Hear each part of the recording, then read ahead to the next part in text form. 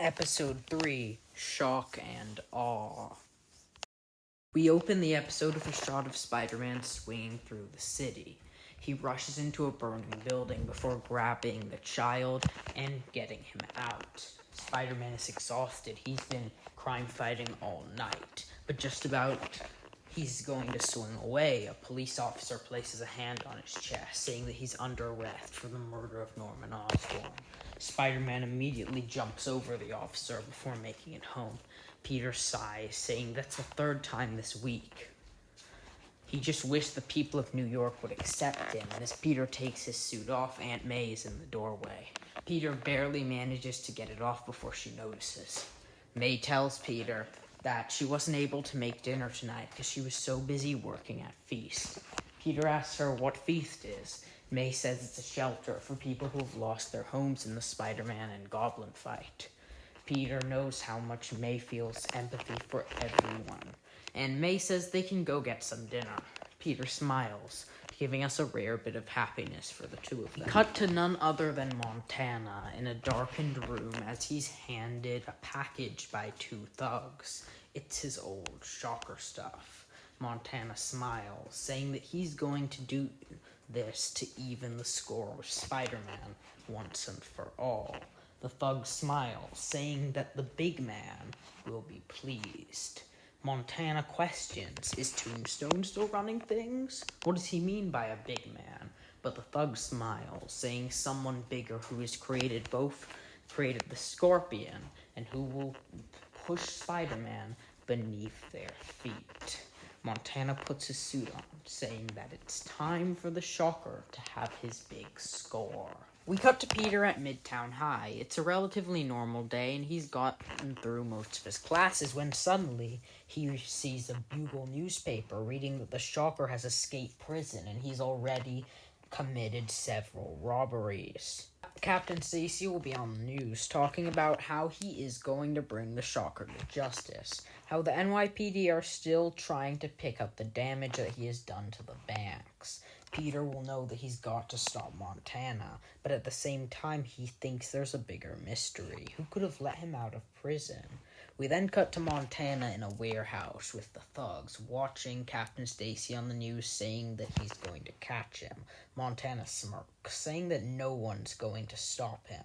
But Montana then gets a call from one of the thugs, saying that they aren't sure that the big man wants him on the roster anymore. Montana asks what he means. The thug says he called too much attention to himself. He didn't want Spider-Man to get involved too much. He just wanted the Shocker to move the merchandise. But he resulted in the deaths of several people. Montana assures him it won't happen again. But the thug says the big man doesn't give second chances. He's still in, but now he'll just be the driver. Montana scoffs under his breath, saying, great. Now he's not even going to get the big score he wanted all along. We then cut back to Peter as he and Gwen are in their ESU internships. However, there's tension between them, but most of it has subsided. They're friendly and talking, but the initial awkwardness is still there. Ever since they agreed to remain friends, they have, ironically, been spending a lot more time with each other. Peter doesn't know what to do, but he decides to just sit back and let his life happen for him. We cut to Oscorp where Donald Mencken is hard at work. He's desperately trying to make Oscorp better, but it seems like whatever he comes up with just isn't working. Mencken knows that he could lose the funding, and ever since the first episode, we have seen that Mencken is a cold, calculating man who cares about the company. Mencken goes looking through some files, and surprisingly, he sees a picture of Peter Parker. We then cut back to Peter and Gwen at the internships when all of a sudden, Donald Mencken comes in. Mencken has a smirky look, as he sarcastically says that he loves what they've done with the place.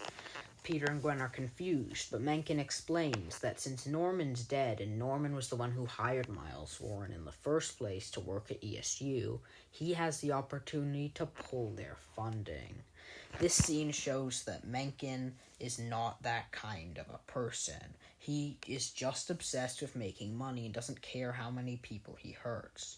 Warren seems upset, and all he really cares about is the company, so if he loses ESU, he loses everything. Peter and Gwen say that they've got to keep it afloat, This also won't look good for Harry, as it might make him even more upset that they won't be able to continue what they like doing. But they can't figure out a way to make the funds necessary. But Peter then gets an alert on his phone that the Shocker is robbing a nearby bank. He tells Gwen that he has to go. His Aunt May will be worried about him. And he immediately runs off, before changing into a Spider-Man costume in an alleyway and swinging there.